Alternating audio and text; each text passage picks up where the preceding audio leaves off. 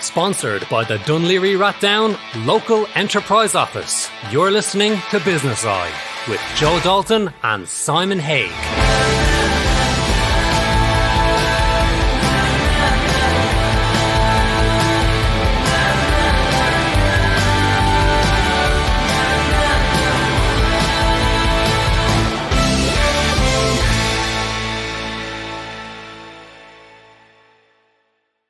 Yes, folks, and welcome to Business Eye. As I'm looking out the window here today, the sun is shining, but I also believe that there's a bit of weather on the way, a bit of damp and a bit of rain. But I don't believe it because I'm all about positivity. And we are, I believe, in our 10th week now of lockdown. A lot of companies are starting to open up. The golf courses have opened up. You know, people are starting to feel a little bit more positive. I was speaking to a friend of mine in New Zealand this morning, and they told me that the schools are opened up and the kids are going back to school. You know, things are starting to get back to normal. So we talk about pandemic, no pandemic. Is it survival? Survive to thrive. Do you know, there's a lot of activity going out there, but is there output? Are we meeting our clients' expectations? Are we really talking to our clients and knowing exactly what their needs are? There's many things that people are talking about. Sales, marketing, cash flow, customer service. A lot of these are questions. A lot of these people are trying to find the answer. As a good friend of mine, and who I have on the line here, Wendy Merrigan, is an accountant. And she has an analogy which she talks about ice, but I'll let her fill us in on that. And I'm going to just chat with her now about business, getting your business from survival to thrival. Wendy, are you there? I am, Joe. Hi. How are you? How are you? I'm great. Great. You're living the dream. Living the dream. Wendy, you know, there's a lot of people, we move in the similar circles, and, you know, it's after taking me a year to get you on the show because, you know, even though you're a person with so much knowledge and wisdom, you know, you like to sort of sit behind the trenches and just observe what's going on. So 100%. 100% on it. And companies still need to do their taxes. Companies need to still, you know, hand in their returns. The world is moving on. The economy is moving. As I said there in the intro, you know, there's a lot of activity, but is there a lot of output? So tell me, what are your thoughts at the moment? There is a lot of activity in terms of what we see on the account side, and we do have to prepare all the tax returns, even though businesses, you know, at this stage, they mightn't have big VAT bills if they're closed. They might be getting refunds, but we still have to do the bookkeeping for that. We have to do the returns. If there's tax due and that can't be paid, we just have to still return that. We still have to get accounts done, even though the CRO has given us an extra filing deadline. You know, if we push all those things out until that time comes, we're going to be swamped at the second half of the year trying to catch up as well. So what we have is a lot of people at home working, minding their families, which is really, really tough. Like I have, you know, it's really noticeable that things are slower, which is no harm, obviously, but there's a lot of pressure on people as well that have to produce certain things. And then it's, you know, trying to help clients and manage how they sit with cash flow, you know, what's going to happen, and looking ahead as much as we can for what's coming down the road. Yeah. What do you say to people about ice? It was a great phrase. It wasn't from me, Joe, thanks. So it was Mark Schaefer's quote that we slipped on ice, but we haven't hit the ground yet. And that is the way I feel, is we're suspended in this limbo of, you know, we definitely haven't hit the ground, and we mightn't hit it for a while yet. And even though loads of people are talking about, you know, when they come back and the reopening and stuff, I still feel personally I'm in the air and we're in the air because, you know, we don't know what's going to happen. We don't know if people may or may not spread, you know, COVID, what will happen. We just don't know. So I do feel we're in the air for another while. and we just have to manage day to day. And how we keep ourselves on track during that time is the most important part of that. Yeah. Yeah, one of the things that I was speaking to a lot of people and a lot of business owners, and I think I'm blessed because I have the 2 radio shows and, you know, a lot of clients as well, that it's a good gauge speaking to people out there and testing the thermometer of what's going on. And what I'm finding is there's a lot of positivity. You know, there is that worry and there's that fear and there's a negativity with a portion of society. But a lot of the entrepreneurs and the business owners I'm speaking to, some are repivoting their business. You know, they're looking at lean ways of running the business moving forward. As you said, we're slipping on ice and we haven't hit the ground yet. But in business, that's really what business is. Business is, you know, if you don't like uncertainty, don't be a business owner. Definitely. Oh, God, 100%. I mean, I'm in business 10 years, so I've obviously lived through the last recession. What I found in this time, and I think we had talked about it before, Joe, is, you know, the generation that maybe didn't have a business in the recession. So the younger generation, this is their first experience of it. Yeah. And as bad as the last one might have been, where, you know, different businesses it was affecting them at different times. So it was like one at a time and they were all struggling in their own way. This kind of big bang, you know, date for close, and it does seem, you know, it's greater for them. So I do see a difference in age groups or length of time in business. Now, in saying that, I'm also seeing like huge creativity in that generation as well, where they're not just pivoting or just trying to put something online. They're actually rethinking a business model, and what they're coming up with has been like some of the ideas that are been put in progress at the moment are just absolutely phenomenal, and it's brilliant to see. And they haven't taken off just yet, and they're still maybe in the pipelines, but it's brilliant to see that. And they are like true entrepreneurs, I believe. Yeah. Yeah, it's like some of the companies that I'm speaking to, some people, they said they felt when this stopped and lockdown happened and everyone fell off the side of the cliff, they felt it was a sigh of relief for them. Yeah. Because they were treading in water and trying to get their business moving before this. And this now has given them the opportunity to do the stuff that they wanted to do that they could never do because they were working in the business instead of on the business. And I see some people now launching products and producing some goods, which are amazing, that if this didn't happen, we're 9-10 weeks in now, they wouldn't have had the chance. And they're going to be coming out of this a lot stronger. Yeah. And I fully agree. I mean, we always talk about working on the business, but so few people actually do. And maybe the only time we do is when we stop and go to a course and think about our business. But then after that course or workshop, you just get back on the treadmill. You know, people actively, I encourage clients obviously to take time out. And when they meet me, it is everything's off and we talk about where the business is going and why and what we're trying to achieve with business.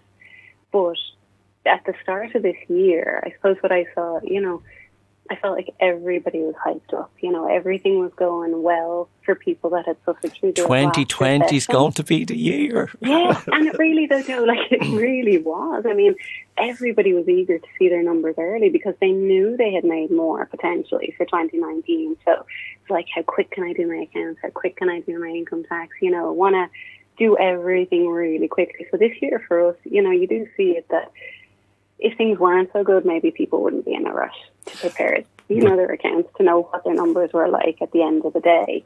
But yeah, this year took off with a bang, and you know. But is that it? Yeah, people are just on that treadmill that you talked about, where you know taking that step off is really, really good and powerful. And even now, you can see the divide, and you probably see it as well from people you're talking to. There's certain people that are really using this as an opportunity to slow down and to really think about the future and why we do what we do and the bigger purpose maybe. Whereas other people you'll see that, you know, are just dying to get back to what was I just need to open, I just need to do this, I need to keep push. And they're nearly fighting against force. right now. Yeah. Yeah. I always They're not talk going about with the flow, as you say. Yeah. Yeah, I always talk about, it's not about forcing, it's about pushing a business along. Yeah. And you are right. We were all in a hurry. And I've said this on the different shows, and I've said to yourself as well, we get up in the morning and we rush to have a shower, and then we rush to have our breakfast, and then we jump in a car to rush to go to work, and then we rush to get our lunch, and then we rush our lunch to get back, and so on. And what's happened here is it's forced us to slow down. Yeah. And I think people who've been working on self-development over the last couple of years will find this slowdown a lot easier than people that haven't. And people that haven't might start to work on self-development as well, because that is a crucial part of your business, is your mindset. Everything is your mindset. We can look at marketing and sales, and we can look at leadership and accounts and VAT returns and everything, but it all boils down to your mindset. Yeah. It comes from inside, 100%. I mean, whatever we create is coming from, how we think and what we're trying to create. So, yeah, like the people who are very aware and not trying to fight, the general environment and actually use the time and the space are the ones that are benefiting and will benefit. For others, whether they're maybe forced into slowing down and forced to work on these things, I think it's going to be a really positive thing. Obviously, you're the same. I know that, we think it's a good thing to slow down and to really become aware of what we're doing and why. Because as you say, accounts mean nothing if you're just rushing, you're not looking after yourself, you're push. Yes, you might make an absolute fortune, but at the end of the day, if you don't have your health, or if you're not keeping up your relationships with your family or spending time, when it's your child's birthday, when you're not doing those things, is that really success, And I would say it's not. And many people say that, success should be overall, general business, relationships, health. It can't just be focused on one area. Yeah, and it's interesting as well because of we are in phase one now of the go back to reality. And I know that some employers out there can't fill spaces because the people are getting more now in the pandemic payment than they were actually in their own work. And I wonder how that's going to affect future employment and future wage. Absolutely, yeah. It's a kind of okay. So, is it a case of when this payment runs out for a lot of people, will there be that pain? But the government put it in because there wasn't no pain, so it was a good call from the government. Yeah. And there's always these these crossovers, the changes, which are always very difficult with people. And money is what it's all about, isn't it? Money solves a lot of problems. Yeah. But you have to kind of go, okay, you have to thank you very much, but I need to now switch this off and get back into work. Thank you, government. Yeah. And I think a lot of the people that have this extra money now that maybe didn't have it before, as you say, like the lower earners, I hope it's an opportunity for people to maybe learn how to save or to put money by, because right now, let's face it, you can't spend on a whole lot. And I know off-license are doing well, and I know the stories about, the bottle of wine, the average cost of a bottle of wine going up, because people are maybe spending on things like that. But at the same time, with that extra money, they could be paying down little loans, or they could have a put by for a rainy day. And then, this is a one-off period. It's not, I don't think anybody thinks it's going to last forever. It just might make them rethink having a bit of money in the bank, what it might mean, and maybe push them to maybe want to learn more, earn more. Do hopefully. It's interesting because people are getting money even in their jobs, if their jobs are just getting paid, and it's burning a hole in their pocket, and they will go and look at B&Q the other day. There was queues out the door and Woodies, But there's one thing that we don't really focus on is financial education. Where we talk about, mindset, and we talk about life skills, and we talk about self-development. In our schools, really, and then in our colleges, really talking about financial. We home economics in school teaches people how to bake and sew and all the other science as well. But it's really that financial aspect, making people ready to kind of go, this is your money, look after it. Yeah. How do I manage? How do I manage it?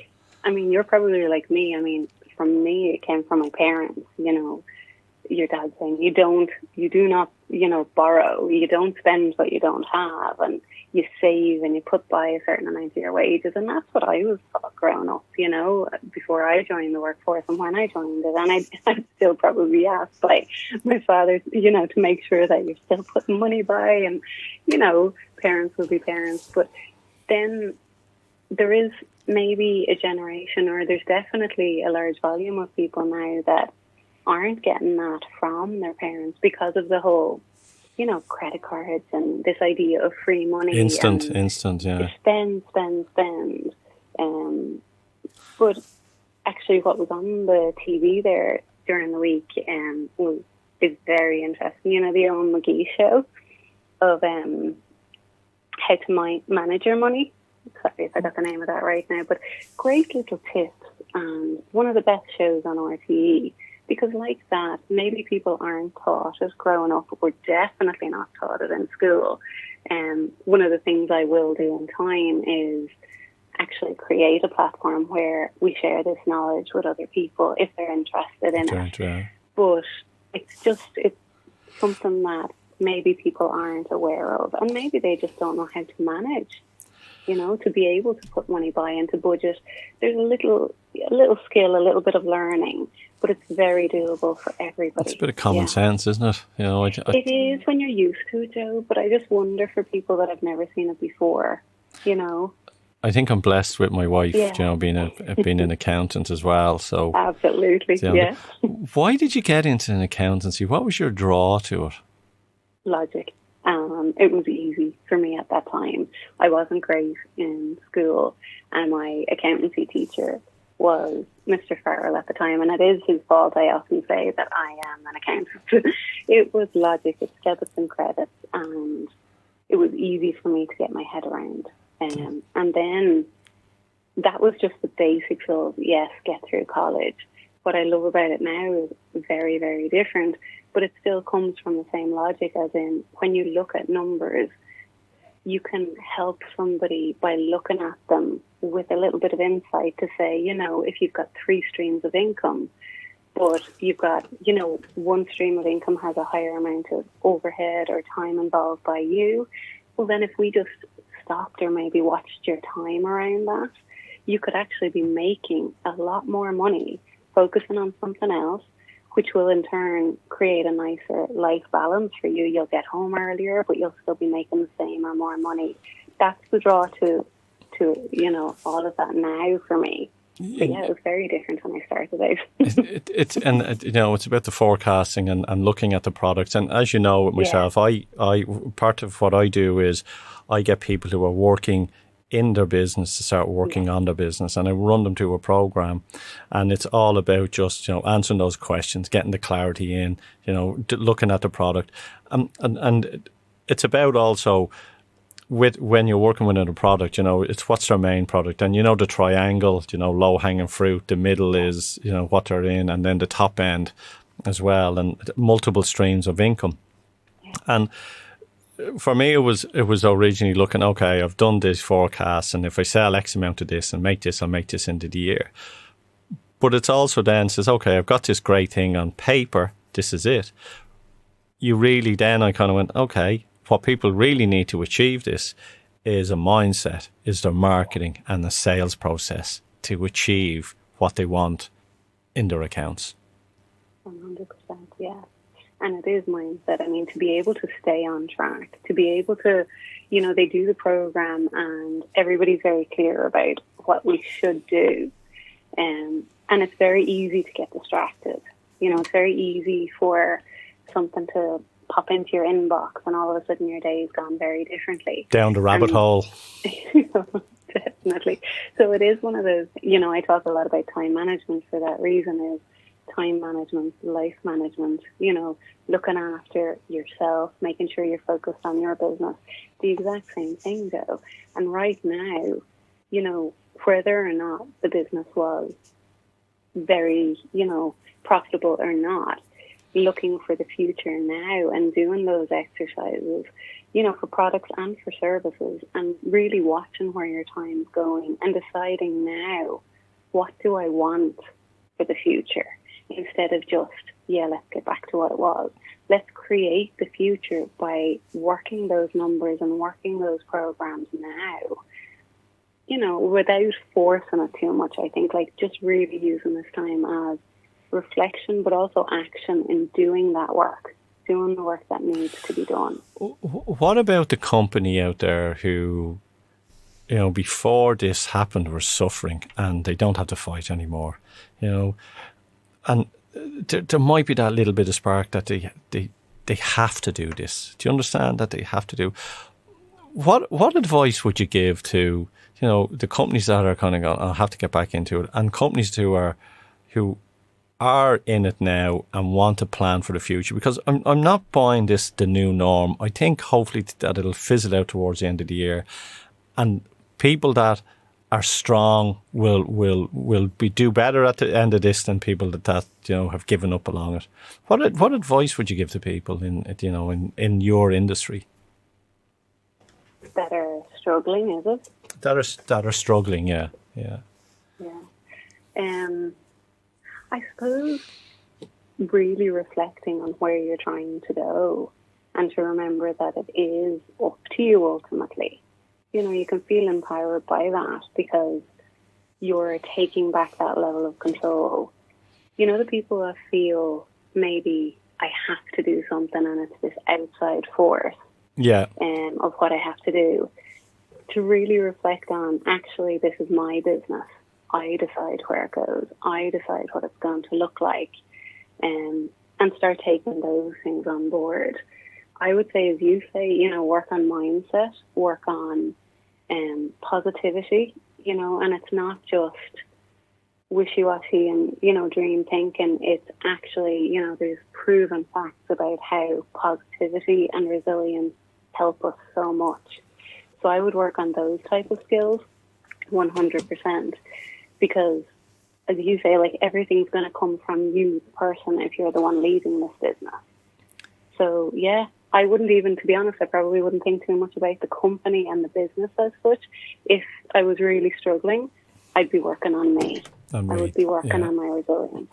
The other thing as well, which I think it's important, that if people are coming back into their business and they are, they have issues with money, landlords or VATs, make that call. Have that conversation. 100%. I know that I've seen on Twitter, companies, were saying the landlord came in and just ripped down the premises while they were out. There's, and you're kind of going, can they do that? But it's have those conversations, because I think if you bury your head in the sand, it just escalates into something really bad. Yeah. But if you have the conversation with the bank or with the revenue or with, a landlord, and go, look, I'm doing my best. This is what I hope to do, and be honest about it. Yeah. And that conversation can relieve so much stress as well. Yeah. I am helping businesses obviously through those negotiation stages in the background, and like that, there's very few that I see that are just, don't have a good relationship with their landlord, or there's not, some obviously still are struggling to open that line of communication. And as you say, if cash flow is going, it's obviously the most important thing.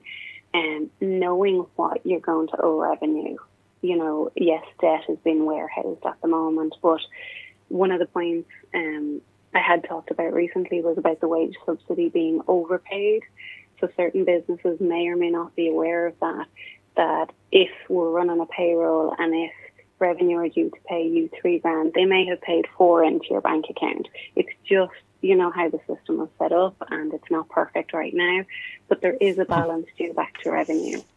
If that debt wasn't paid for Jan, Feb, you know, March, April, to know those amounts and just really have a handle on it. Knowledge is power. Yeah. Yeah, but here's the thing. I think what I understand and what I hope will happen is when the dust settles with this, the revenue then will come back and go, okay, let's go through all this. Yeah. And they'll go through, and if they see that some company has underpaid or overpaid because of the circumstances, it'll be settled at the end of the year. You know, I think that possibly will. There might be in other industries and other parts, there might be a lot of amnesty. But I think then if someone has made a mistake because of the pandemic and because of the rush and the fear, it'll be adjusted at the end of the year when things sort of fizzle out as well. Yeah.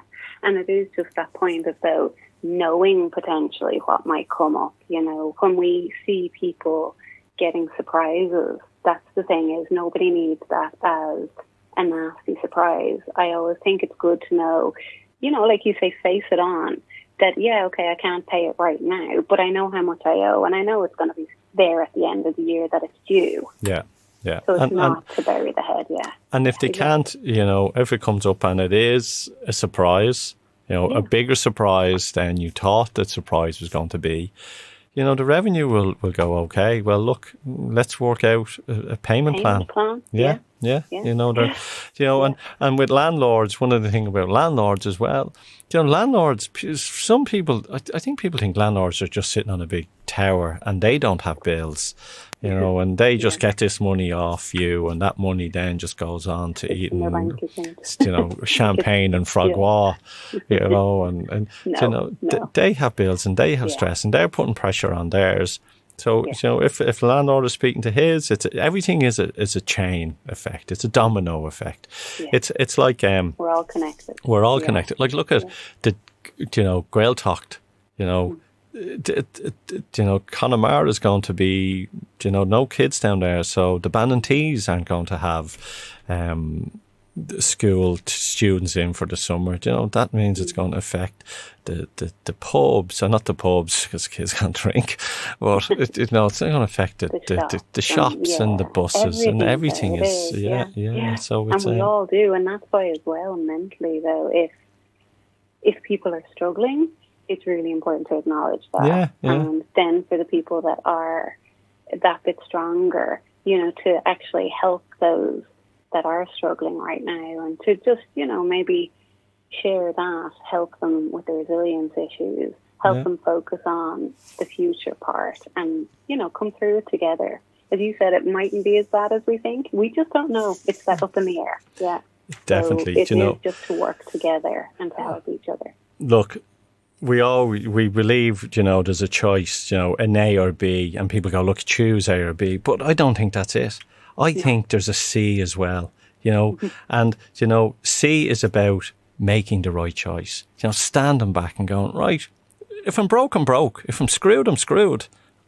So be it. Why lie about it? You know, really and truly, it's about just accepting things as they are and moving forward on it.